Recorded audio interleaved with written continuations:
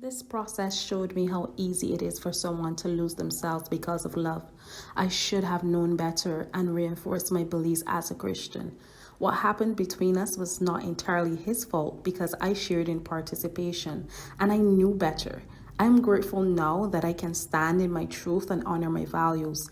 If you can see yourself when you read my story, I urge you to learn from my mistakes and choose a better life because you deserve it.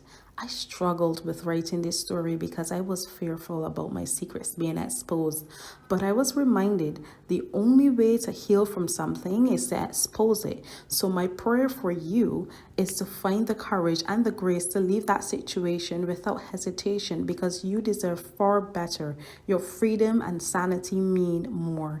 God is calling you from a place of mediocre to a place of greatness. Let Him teach you how you should be loved and how to show love. Welcome back to Queen's Mindset. If this is your first time joining us, welcome. As you've been following through on our 12-part series, we're coming pretty close to an end. And tonight I have with me to share their story. We have a mother and daughter duo. We have Denise and Jeniece, and they're going to be sharing their story with us tonight.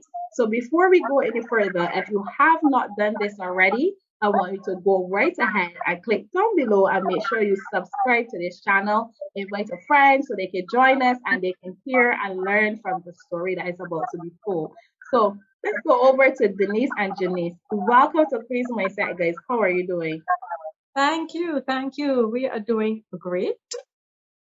Thank you. I'm doing great. Awesome, awesome, awesome. So, guys, before we go into talk about your story, I want Denise to tell me a little bit about herself. Who is Denise? Who is Denise? Well, I'm Trinidadian by birth, both of us. We lived in Trinidad. We are both Trinidadians. We migrated to Barbados 22 years ago. Before coming to Barbados, I was a teacher by profession. And I had two kids. I have a son older than Jeniece. He's Gregory Ayuen. He's 32 now. Jeniece is 26. And we migrated when he was 12. Jeniece was 6. We migrated to Barbados, and I got married to Floyd Seeley. He's Barbadian. And that's how we are now living in Barbados.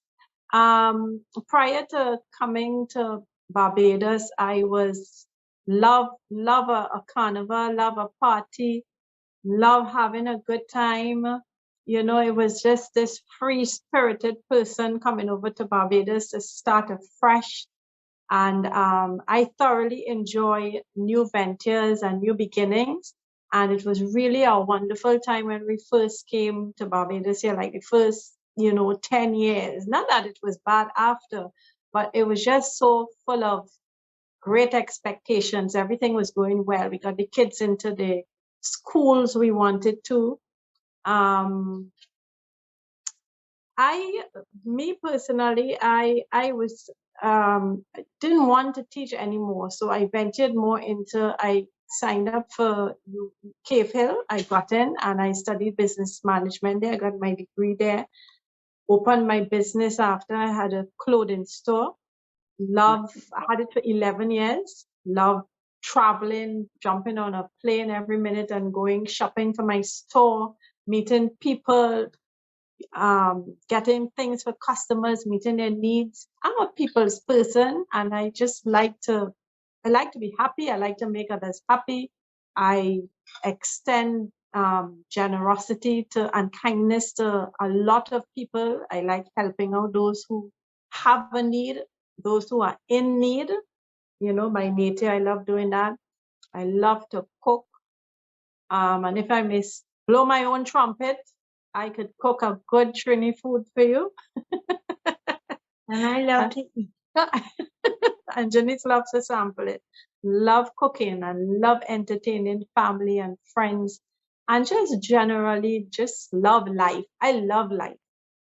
Love life and try to I have the personality that will try my best to take the worst and make something good come out of it.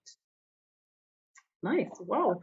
So Jeniece, tell me a little bit about yourself. Christian primary school. big ups. And then I No, you joined. started at Bruised. Okay, sorry. I said correct. I started at Erdiston Primary School, and then I transferred from my. Well, you went to the Rock. Yeah, I went to Talking the about Rock your Christian. personality. Oh, me, I am a bubbly person as well. I love to help, and I used to love singing. Oh, nice, Right. nice. All right. So I know that you guys have a very powerful story. And Denise, I want you to tell me a little bit about the accident that had occurred. Well, Janice didn't mention, but before her accident, she was a very avid tennis player. I mean, she will get up on mornings. They had training on mornings, afternoons, weekends. She had attended many tournaments, and she was generally preparing for a tennis scholarship, right? She went to Harrison College, did her CXCs there, and she went to foundation to do the A levels, and it was her first year at foundation that all the happiness and all the plans that we had started to go downhill. You know, all the bright future and all the things that we planned and we hoped for did not manifest. It was a Friday, August 10, 2012. It was a Friday. She took my car because she had her license. She's a very good driver. Her dad used to drive with her. She had her license, everything. And she told me that day she had errands to do, right? And she dropped me to work. And while she was doing the couple errands, she would call in. She would check in and say, "Mom, I'm here. I'm just checking in. 11 o'clock, Mom, I'm here, blah, blah, blah." You know, I say, "Okay, don't forget you have to pick me up at 4 o'clock. And it was sometime between, let's say, 1 o'clock to 3 o'clock. I was in my store and I just got this depressed feeling. It was so bad that I had and I told her about it. I said, "I just feel depressed. I couldn't even talk to her well." And I remember calling my husband and telling him, I'm feeling down. I feel like if my life, like something is sucking the life out of me. So he told me, just forget about being depressed. And when we come home later, we go somewhere and all that. So I decided I will go walk across to the bank, deposit money. That should make me cheer up a little, just, walking on Broad Street there. So I went in the bank and the feeling came on so strong that I left the queue in the bank. I didn't even deposit the money I went to deposit. I left the bank, I remember Beautified Bank, and I walked back to my store. And as soon as I got in the store, as soon as I rest my handbag on the desk, I got that phone call that every parent dreads. Picked up the phone, person on the other side said, "Jeniece is in an accident." It was one of her friends. "Jeniece just got an accident. Does not look good. You need to come now to the hospital now." Wow. Wow. Yep. So okay, so now you got that call, and when you got there, how was she when you got there? Like, what happened? What happened next? Okay, so when I got that now, when I came to Barbados, I became a Christian about 3 years after. Start to go to church and, start to get that spiritually sound, what should I say? I just tried to get spiritually grounded. So I had enough knowledge spiritually to know to just call on the prayer warriors. I had a very good friend called Sophie, to call on her to tell her, "Listen, I just heard Jeniece got in an accident. Just start to pray. Just pray. Just pray. And I called all her family in Trinidad and I said, Jeniece got in an accident. I didn't cry. I didn't freak out.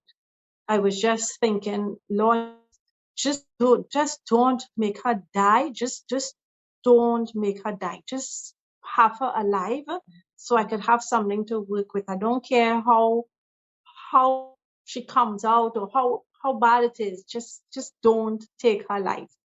And I kept saying that to myself, have mercy on her, Lord, have mercy. And I called my husband, her dad at the time, and I said, Jeniece in the hospital, we need to go now. He was confused. He was like, how could she be in the hospital? What are you talking about? She left my office about an hour ago. She came, she said hi, she got something in the office. He was going to a meeting and he said, he couldn't believe it either. Anyway, when we went down to the QH, there was Jeniece on a stretcher, just lifeless. And we had no clue what was going on because nobody really came to tell us anything at the moment there. She was on the stretcher and apparently the doctors and things were doing whatever they were supposed to do. That was about 5 o'clock in the evening. We waited till 10 o'clock at night. And of course, she was just lifeless on the stretcher. I remember passing and trying to, just touch her and see if she would respond, and she wasn't responding. I saw all the things attached to her. And, when you see many things in a hospital attached to someone, you tell yourself, okay, this looks serious. But I look back and I think we were still ignorant as to how serious it was. It was only 10 o'clock at night when the doctors came to us, put us to sit down. I remember it was 3 doctors and their faces looked, you could tell the story by their body language and face that this is not good news at all. And exactly, it was the prognosis that she had brain injury. They call it traumatic brain injury, severe brain injury. The stem of her brain was bruised. She had bleeding in the brain and swelling. They told us that if the swelling continues, they will have to do I think you call it a cranial. Anyway, cut open the skull. There's a medical Crown. the skull, let the brain get room, right? So then it sank into me that this is serious. This is just not you get in an accident and you get a broken foot or broken hand or something like that. This is serious. And then she was still not responding or moving. And it hit us, it hit me that night that this is a life and death situation. And it was, there's something a coma scale to it, but it's only after a year after I read up on all of this that they had in their notes that I learned about it. A coma scale is from like 3 to 15, right? So they would measure medically how bad the patient is in the coma. So if you're at 3, it's not good. It is like you're more out the door to death. 15 is where you're more conscious and certain things, you have eye movements, hand movements, and you're more conscious. She was 3. So it wasn't a good prognosis. But then we didn't know. So I am glad in a kind of way that we were ignorant to all these facts, and I never looked up anything at all they told me because I didn't want to, be bombarded with all the negative things. Anyhow, when they told us that she may have to do surgery the next day if the brain continues, I remember calling the prayer warriors again. I remember getting up 12 o'clock that night and going in my bathroom floor and pleading with God for them not to do the cut open her skull, because at that time there was an infection going on in the ICU. There was some infection that it could have, if her brain was open there, and that could have caused so much complication and just made it worse. And not only that, but it's just the whole complication of cutting open her skull and all of that seemed at the time a bit too overwhelming for me. And I remember begging with God, please, I will do anything, Lord. Anything you want me to do, anything you want me to do or give up, I will do it. Just don't make them cut open her skull and spare her life. Don't take her life. I remember too, I had a dream that same night of her leaving, telling me in the dream, like, bye.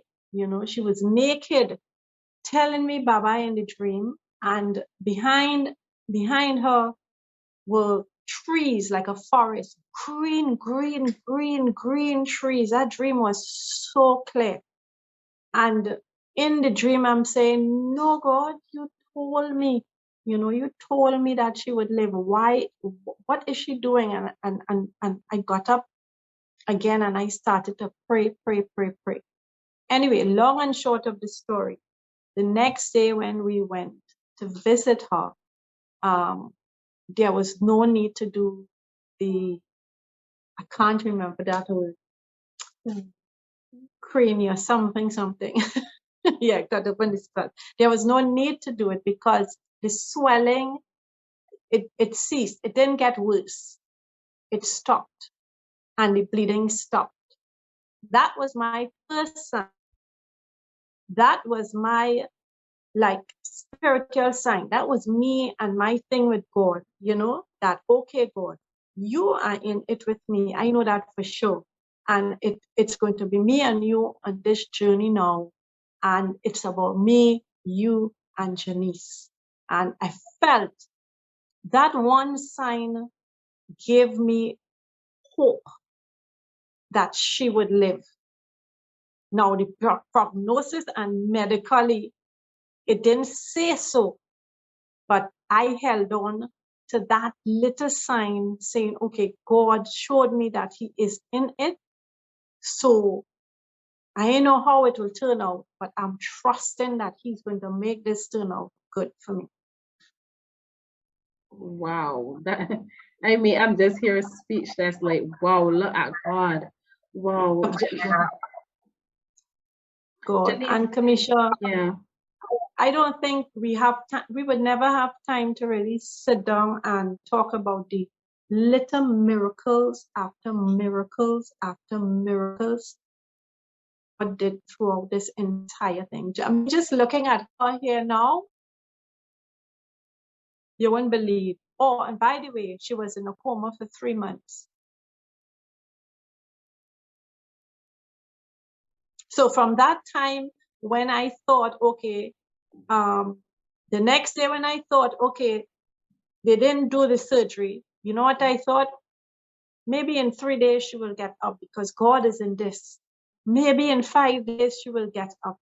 Maybe in a week, maybe in 2 weeks, maybe next month, maybe in 6 weeks. And it just went on and on where she just was not getting up.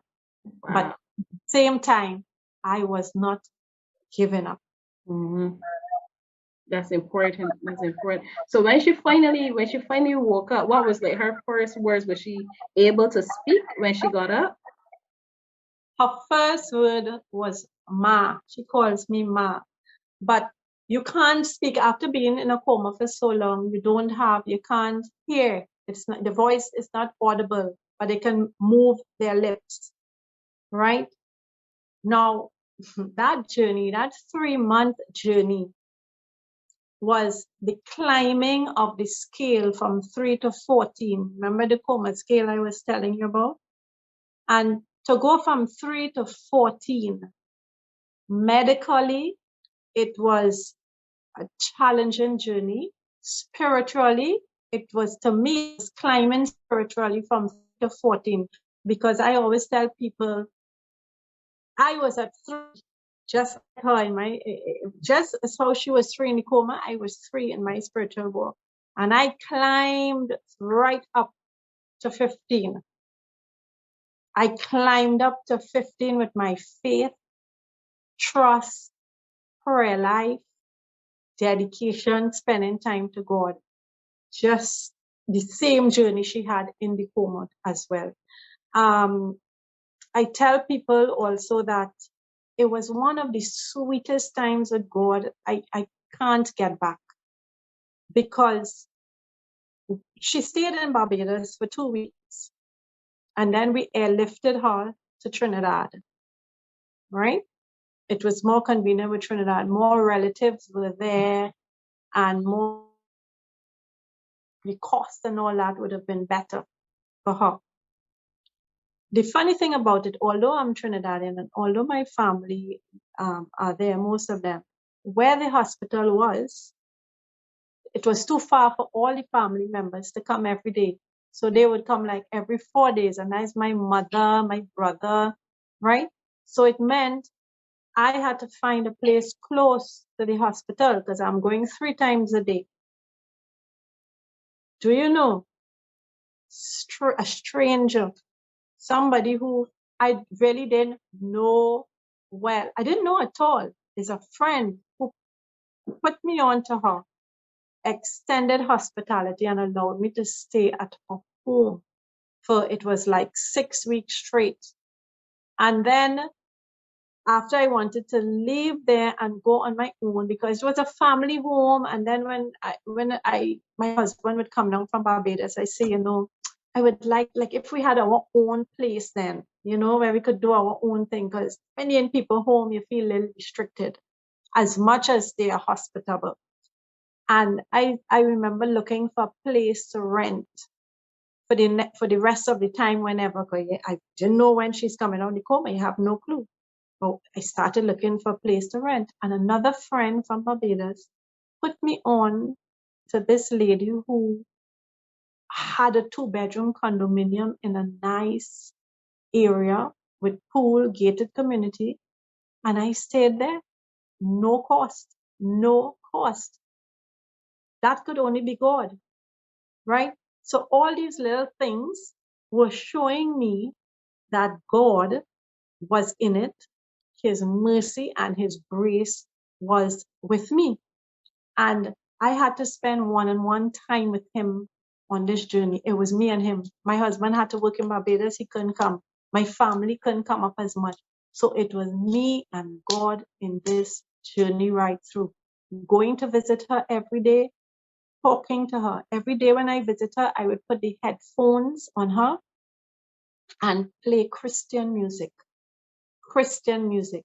I remember one of her friends told me about some popular artists that Jeniece liked to listen to, put it on her air. I was adamant. I said, no way, nothing is going through her air gates except the word of God. I used to play Bible scriptures and Christian music right through, because I believed that she needed to hear it in her spirit. And I believed with every fiber in my body that would heal her, that would bring her ultimate healing.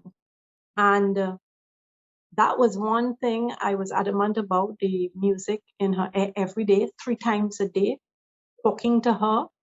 There was a nurse I remember told me, he said, every time you come, he has to look to see if Jeniece got up. He said, because I spoke to her as if she was up. So he would keep looking to see who she's talking to. I would sing. I would talk. I would tell her where I went, what I did, everything. There was even, I remember a patient next to her. They weren't Christians. And their father was in a coma as well. And I remember him asking me, you could sing that song you were singing for your daughter for my father? And I was blessed to do it. That's another miraculous thing in this journey too. I was able to bless others in the hospital on this walk. I was not consumed with just me going for Jeniece. and me seeing about Jeniece and everything about Jeniece.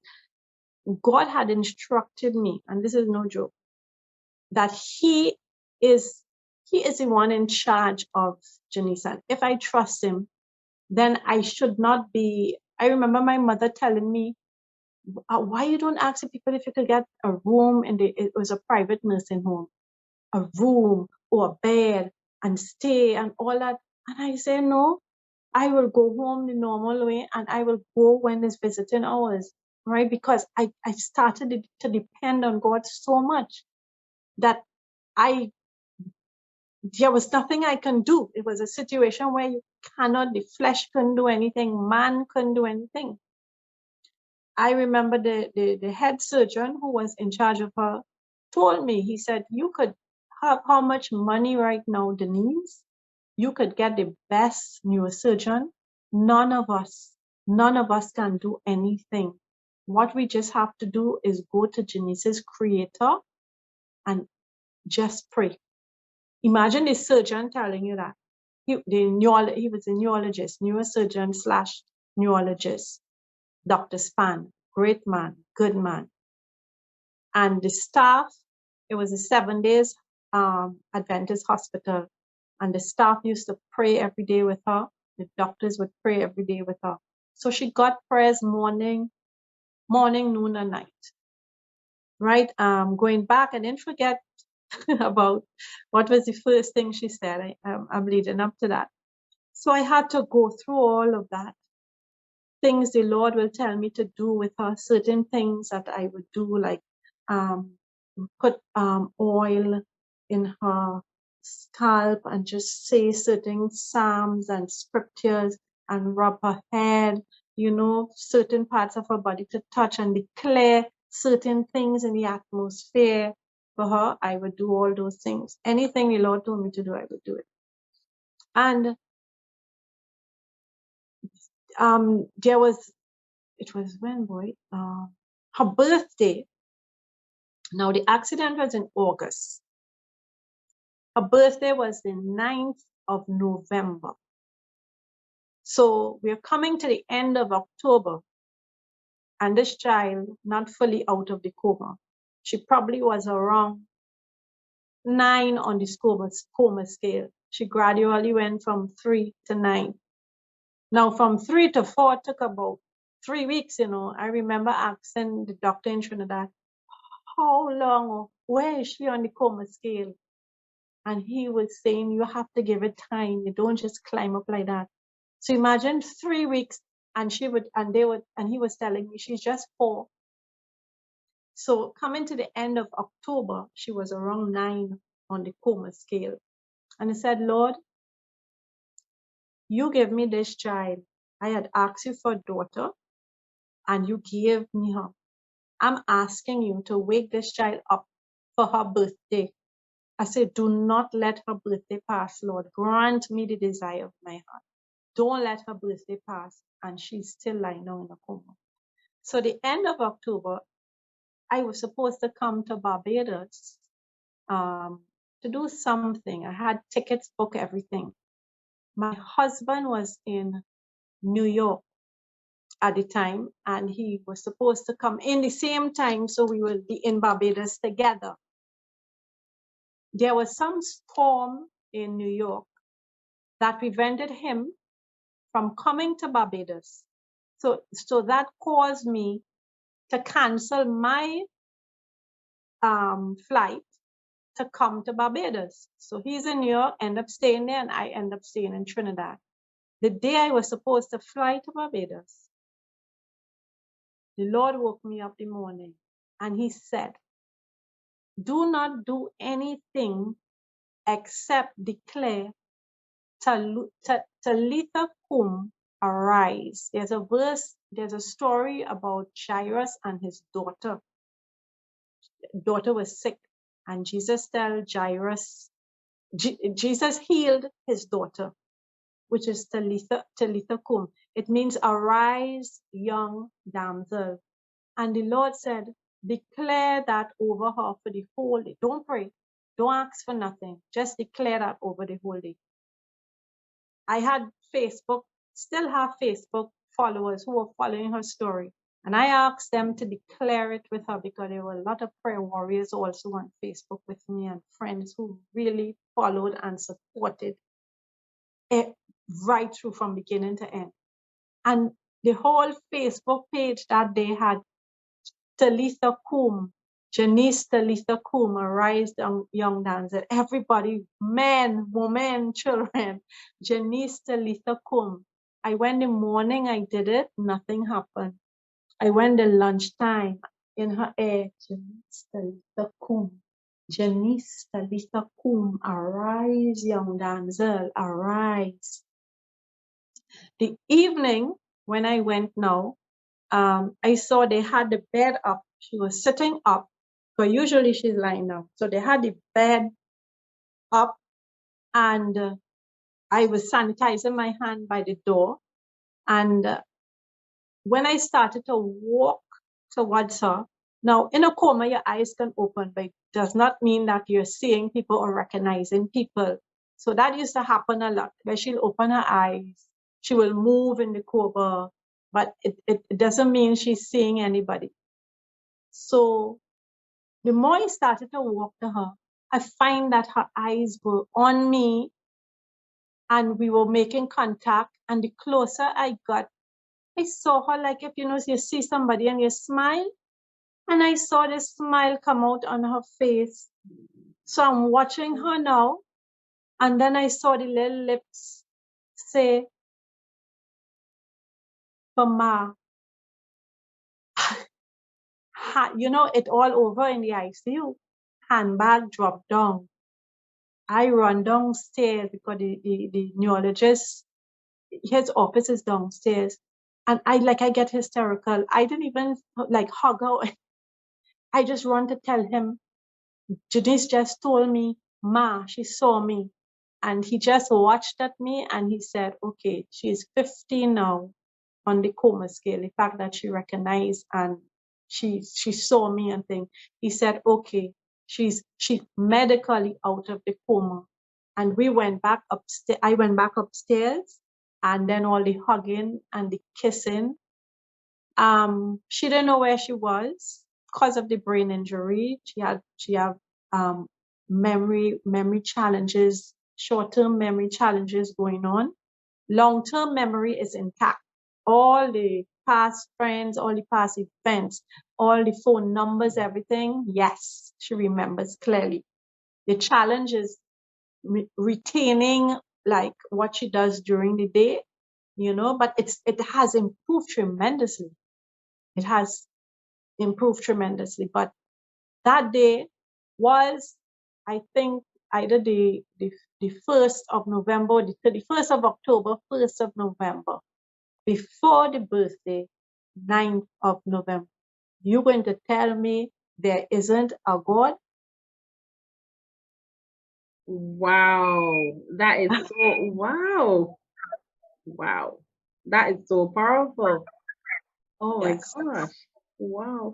So Jeniece, can you remember, because I know at that time you were so out of it, can you remember anything when you came out of the coma in terms of how you felt?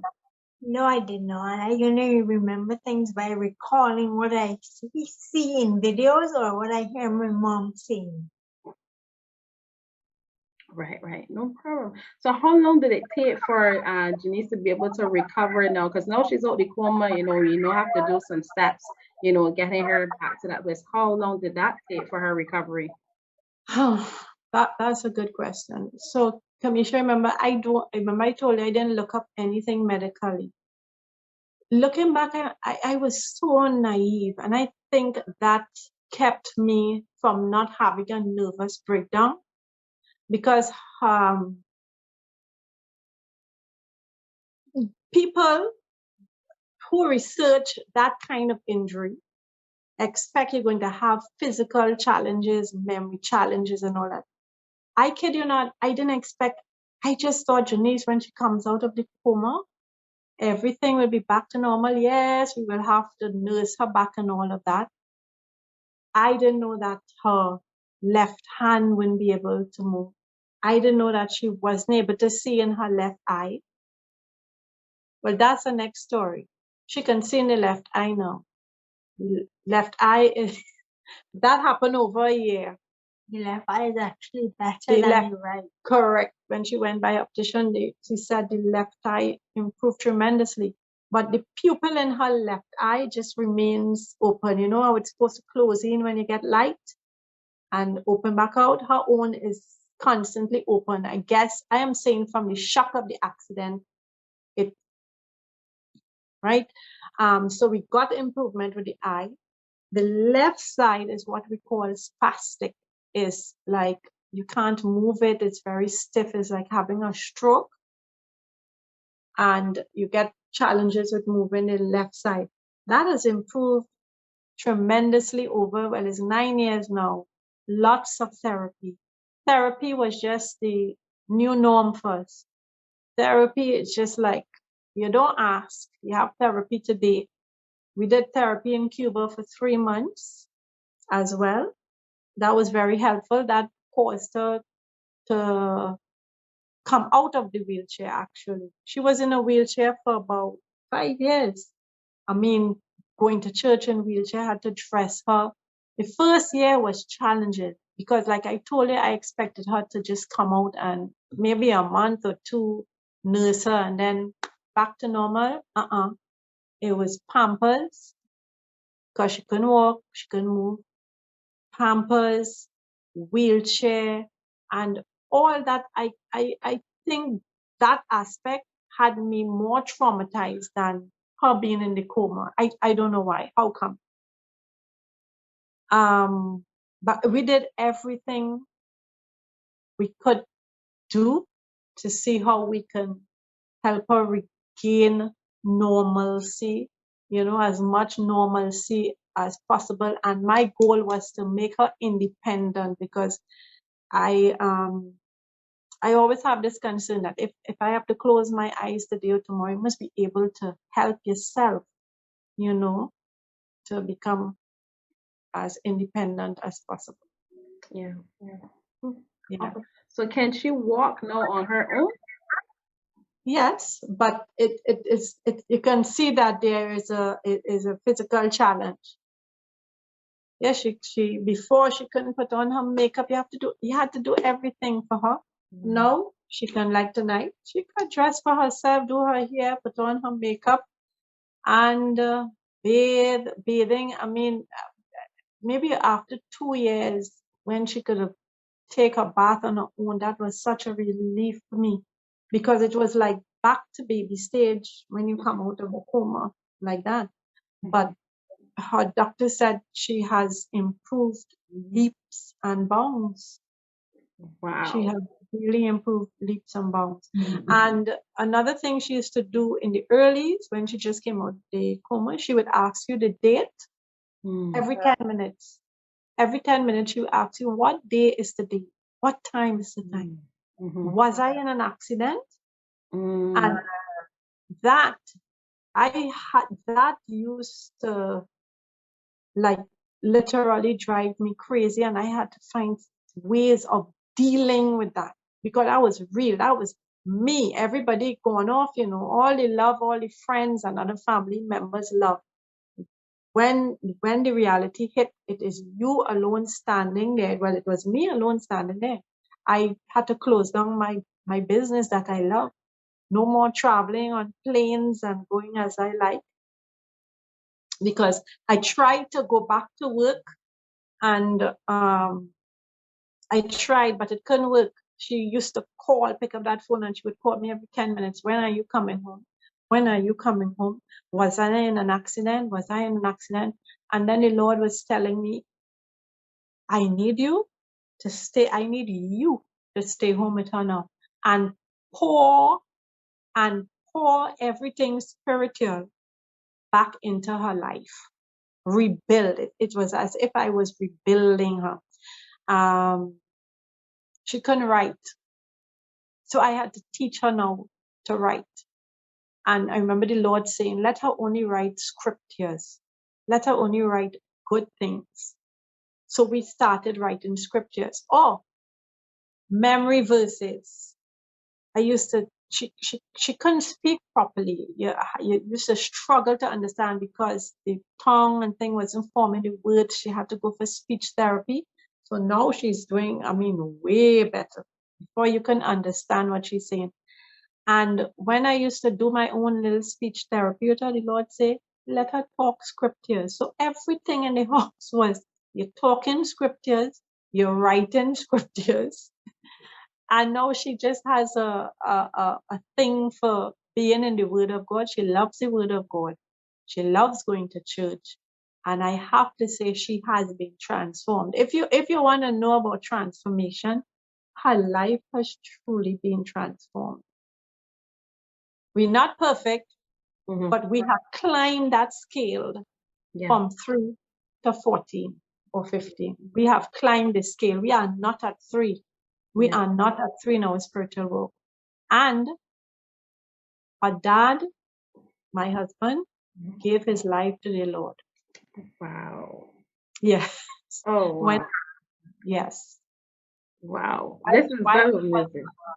While she was in the coma, actually, we went to church and he gave, and now he goes to church more than me. I mean, if I don't feel like it, sometimes I say, okay, let's stay home. And he's like, no, let's go. Wow. That was actually going to become my next question in terms of, how was it for him? Because I know you said he had to stay and work, so he could not have been there as frequently or as often as you were able to be. How did he ever share with you how he felt? No, my husband is not the type. I remember once he told me that he just knew in his heart that it will get better. But I don't know any other emotions then. All I can say is he is a great support when it comes to supporting us with any needs. There's nothing that I would want and my husband would not try to get it for me, like making sure I was okay in Trinidad and making sure, we're good. He's very good at that.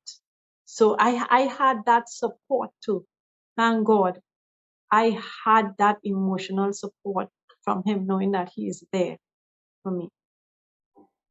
Wow. Oh, wow. We're running out of time, but if I had one last question I could ask is, what would you say to someone who is currently going through, something similar? It may not have been an accident, but it's definitely an adversity, and they feel like all hope has been lost. They don't know how they can see themselves past this challenge that they're facing here today.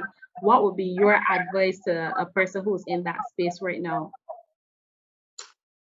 Surrender it to God. Let it go. If it is something that you humanly cannot do, and a lot of times God will put us in that situation, just let it go. I know it could be hard. Let it go and trust God with it. He is a God that can do the impossible. When we cannot, God can. He is your very present help in times of trouble. Run to God for rescue and for help, and He would help and He would deliver. Well said. Well, guys, you have definitely heard it here first. You've heard such an inspirational and so powerful and so spiritually grounded testimony, because this is a testimony. I'm sure if you sat in for the full thing, if you haven't heard everything, you can rewatch this again. But I want you to share this with someone, because everything that was shared here is definitely going to change a life of how God moves miraculously. If there's anything you remember, is that God is still in the miracle working business. He's still doing miracles.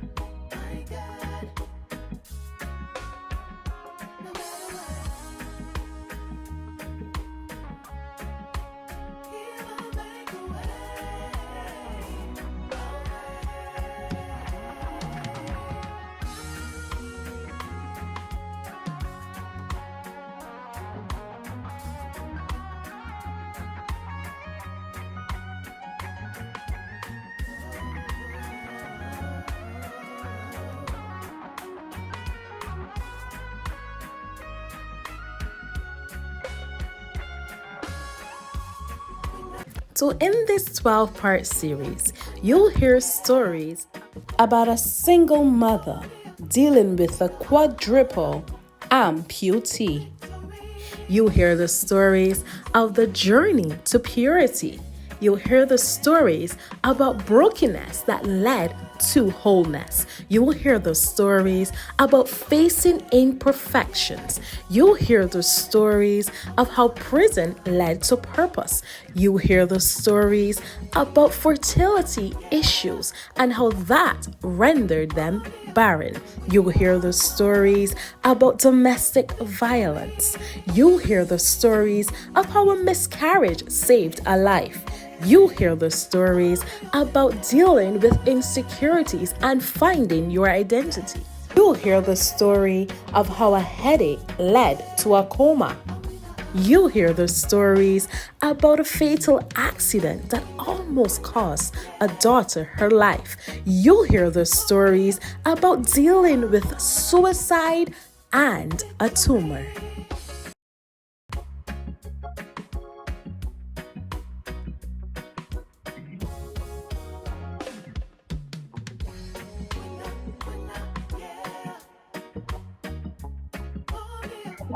Yep. Girls doing miracles.